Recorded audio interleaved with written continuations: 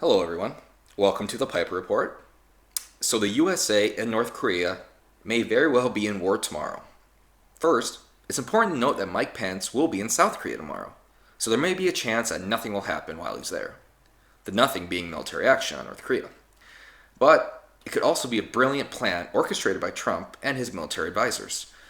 Trump could actually be using Pence as a smokescreen to orchestrate the attack. The reason for the increased likelihood of military action on Kim Jong un is because Trump essentially gave North Korea an ultimatum.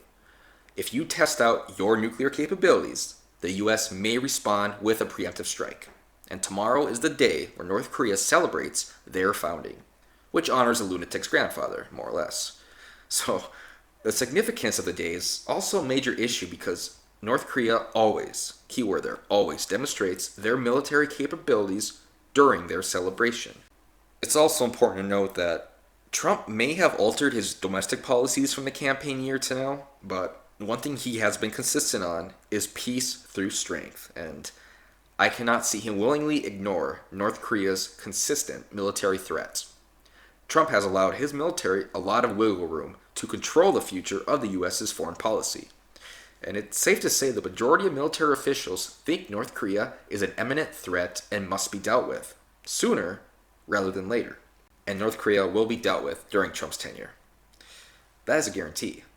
How soon is the fundamental question. We have also seen China begin to distance themselves from North Korea with regards to resources, such as trading coal.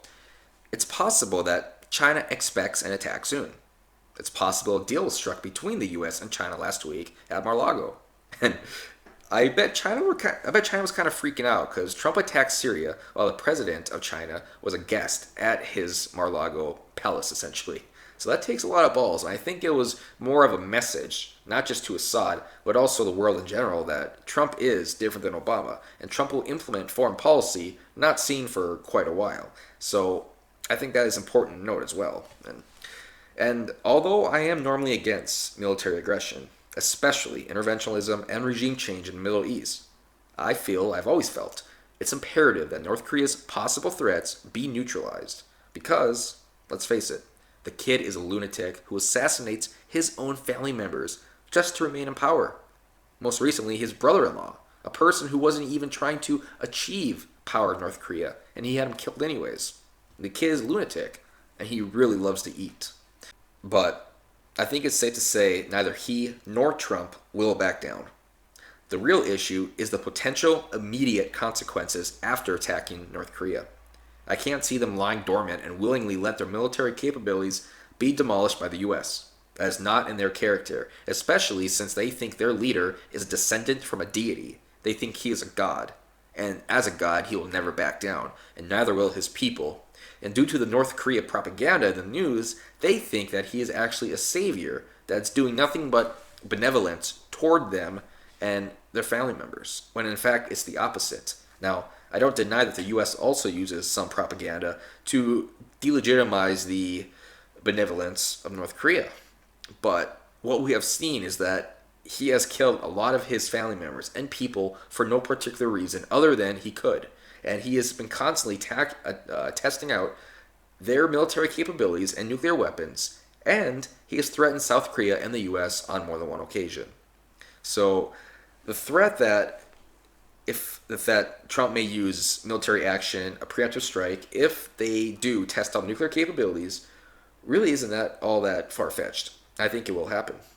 And I think, though, keyword here now, if the US does attack North Korea, they have to be able to protect South Korea, because South Korea will probably be attacked right away, mainly because we do have troops in South Korea, and North Korea will want some type of immediate retaliation, which brings us back to the whole Mike Pence thing in South Korea.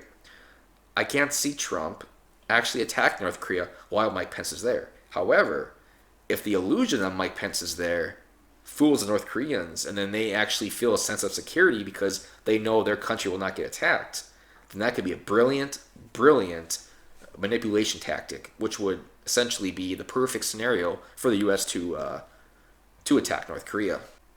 Either way, we will only see tensions between the U.S. and North Korea increase, until eventually the U.S. is forced, not willingly, but actually forced to use military action to neutralize the threat.